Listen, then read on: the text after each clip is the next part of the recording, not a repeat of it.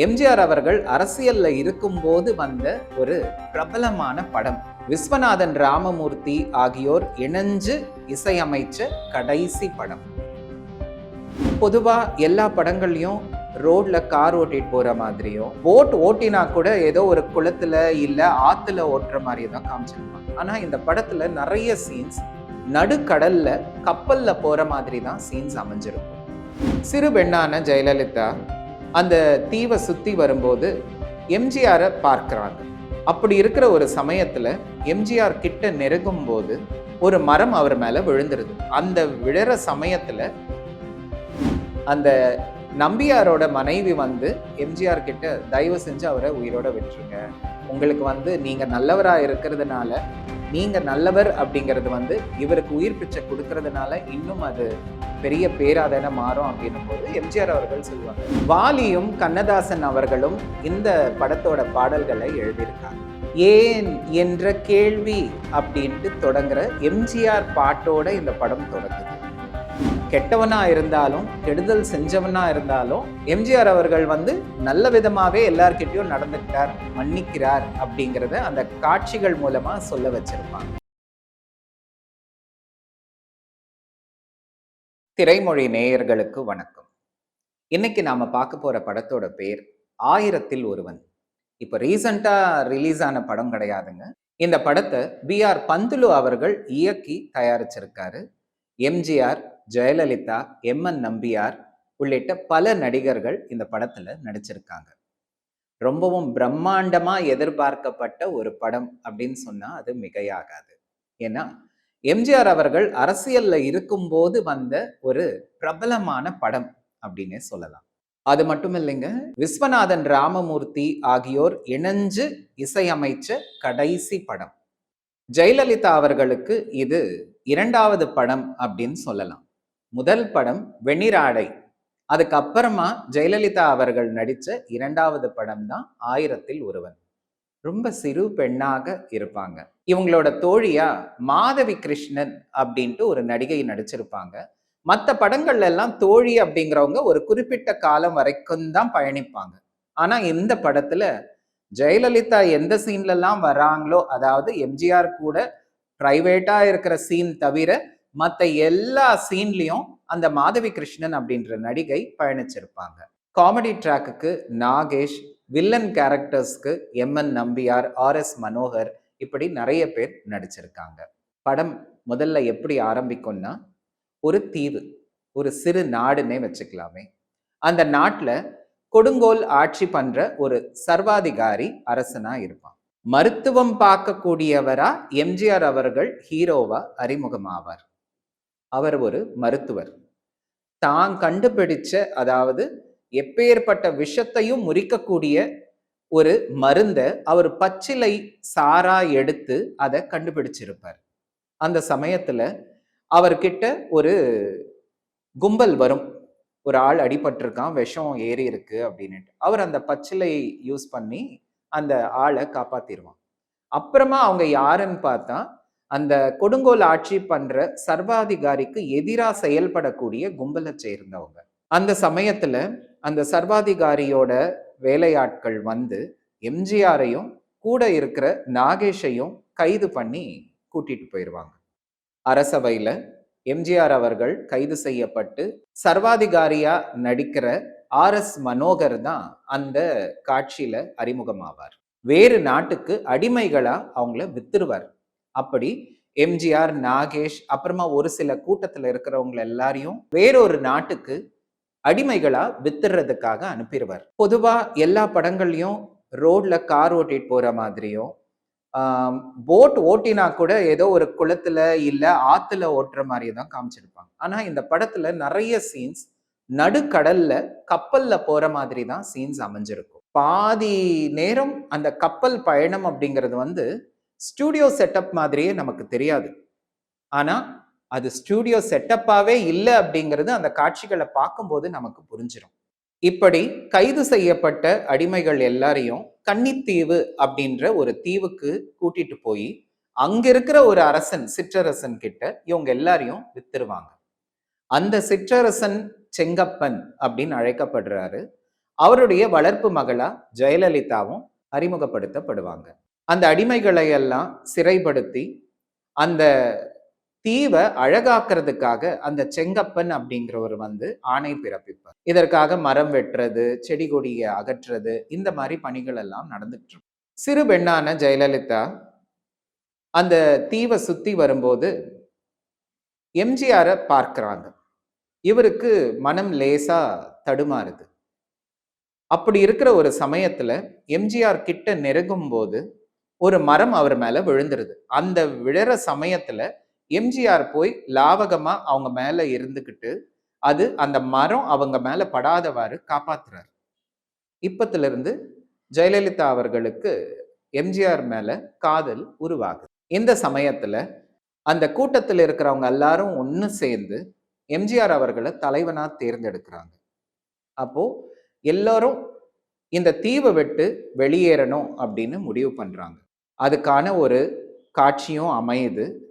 அந்த கூட்டத்தை சேர்ந்த அத்தனை பேரும் ஒரு கப்பல்ல ஏறி பயணிக்கிறாங்க. ஜெயலலிதா அந்த தீவிலேயே தான் இருக்கிறாங்க.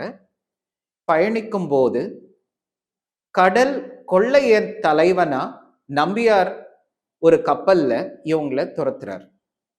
அந்த கப்பலை துரத்தி பிடிச்சு அதுல இருக்கிறவங்க எல்லாரையும் கைதும் பண்ணிடுறார். ஒரு கட்டத்துல எம்ஜிஆருக்கும் நம்பியாருக்கும் ஒரு சண்டை நடக்குது.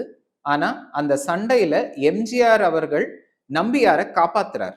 அப்போத்துல இருந்து இவர் மேல ஒரு நல்ல அபிப்பிராயம் வந்து, நீ இந்த கூட்டத்தோட துணை தலைவனா இரு அப்படின்னு நியமிச்சிடுறார். எம்ஜிஆர் அவர்கள் முதல்ல மறுக்கிறார். ஆனா அவரோட கூட்டத்தை சேர்ந்தவங்க எல்லாம் வந்து, இது நமக்கு ஒரு நல்ல வாய்ப்பு, இங்கிருந்து தப்பிக்கிறதுக்கான ஒரு வாய்ப்பு நமக்கு அமையும், இதை பயன்படுத்திக்கலாம் அப்படின்ட்டு யோசனை சொல்றாங்க. இதுக்கப்புறமா காட்சிகள் எப்படி போகும்னா, எம்ஜிஆர் அவர்கள் தன்னோட கூட்டத்தை சேர்ந்துக்கிட்டு கப்பல்ல பயணிச்சு கொள்ளையடிக்கணும் அப்படின்னுட்டு ஒரு முடிவு ஆகும். இந்த சமயத்துல கட் பண்ணா கன்னித்தீவுல ஜெயலலிதா அவர்களுக்கு எம்ஜிஆரை பார்க்கணும் அப்படிங்கிற ஆர்வம் மிகுந்து அவங்களும் அவங்க தோழியும் தனியா ஒரு கப்பல் எடுத்துக்கிட்டே வந்துடுறாங்க. இப்படி பயணிக்கும் போது எம்ஜிஆர் டிராவல் பண்ணக்கூடிய கப்பலும் அந்த கப்பலை பார்த்துருது. அந்த கப்பல்ல ஜெயலலிதா அவர்கள் தான் இருக்காங்க அப்படிங்கிறது தெரியாம எம்ஜிஆரும் அவரோட கூட்டத்தினரும் அங்க அதை சிறைபிடிக்கிறாங்க. உள்ள போய் பார்த்தா ஜெயலலிதா இருப்பாங்க. ஸோ 2 பேருக்கும் ஒரு மிஸ் அண்டர்ஸ்டாண்டிங் ஆயிரும். ஏற்கனவே ஜெயலலிதாவுக்கு எம்ஜிஆர் வந்து இந்த மாதிரி கடற்கொள்ளையனா மாறிட்டான் அப்படிங்கிற தகவல் கிடைச்சிருக்கும். ஆனா நம்பி இருக்க மாட்டாங்க. இப்போ கண்ணுக்கு எதிராக நேரடியா பார்த்ததுமே அவங்களுக்கு ரொம்ப கோபம் வந்துருது. அவர்கிட்ட அவர் என்ன சொல்ல வந்தாலும் அதை பொறுமையா கேட்கிற மனநிலையில ஜெயலலிதா அவர்கள் இருக்க மாட்டாங்க. என்னதான் வெறுப்புல இருந்தாலும் அந்த சமயத்துல இருந்து தப்பிக்கிறதுக்காக ஜெயலலிதா அவர்கள் எம்ஜிஆரோட கரத்தை பிடிச்சு தலைவன் முன்னாடி மண்டியிட்டு, நாங்கள் இருவரும் தம்பதியர் அப்படின்னு சொல்லிடுவாங்க. எம்ஜிஆருக்கும் நம்பியாருக்கும் சண்டை உருவாகுது.